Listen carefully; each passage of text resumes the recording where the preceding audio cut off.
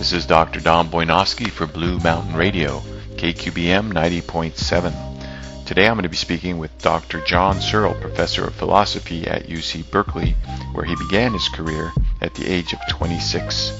He's the recipient of numerous awards and prizes in the field of cognitive science. Dr. Searle has published 18 books and countless articles on the structure of language, mind, and social ontology, and he's widely regarded and recognized as one of the world's great philosophers of mind and language. Welcome to the program, Dr. Searle.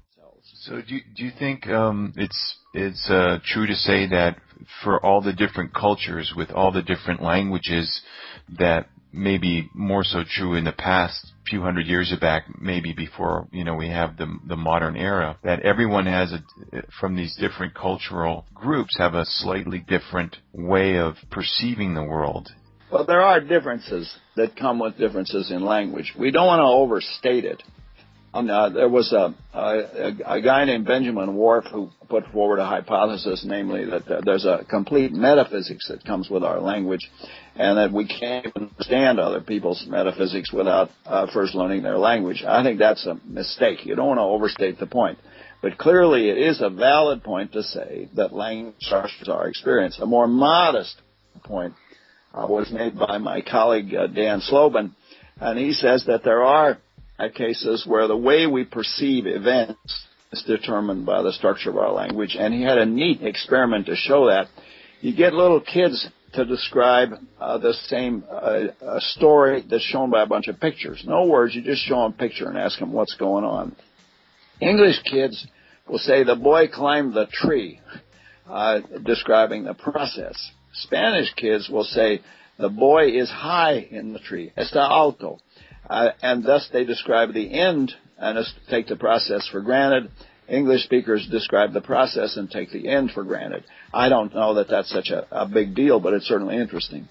That is interesting. It does kind of point to the idea that maybe we all are living in the same world, but in many ways maybe we're not, on some other plane. As I look back at the language from what I was able to research here, I see that it looks like modern language, just to put it in perspective, just roughly speaking with some rough figures, if the universe is 14 billion years old, the Earth is roughly 4.5 billion years old. Modern humans roughly came around 200,000 years ago. We start seeing counting tokens only 9,000 years ago, and then it appears as if written language appeared rather simultaneously in various parts of the globe, something like 5,000 years ago. So it strikes me at that point when written... Sorry, go ahead. I'm just going to say, I was interrupting you to say it's all very recent in the history of the universe that we have rich sorts of languages that we have. And it's a remarkable feature that we have such things as the ability to count, that we have developed an infinite sequence of numerals for describing natural numbers. I think all of these are amazing.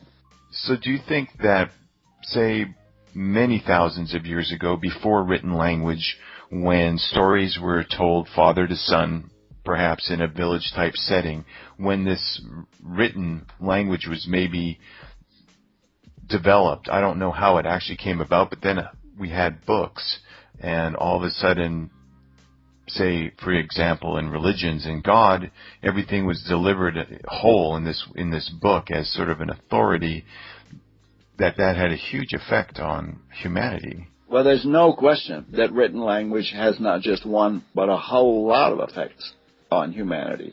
Our whole notion of the stability of the society and the permanence of certain kinds of social relationships, such as, for example, the ownership and inheritance of private property, all of those depend on certain kinds of writing. You have to have the ability to write it down, otherwise you can't preserve the social arrangements. So that's one example, but there are lots of other examples whereby the conception that we have of ourselves in this country, for example, requires that we have a written constitution. And even societies that pride themselves on the absence of a written constitution still have all kinds of ways in which the common law tradition is written down. The sorts of advanced civilization that we take for granted require writing.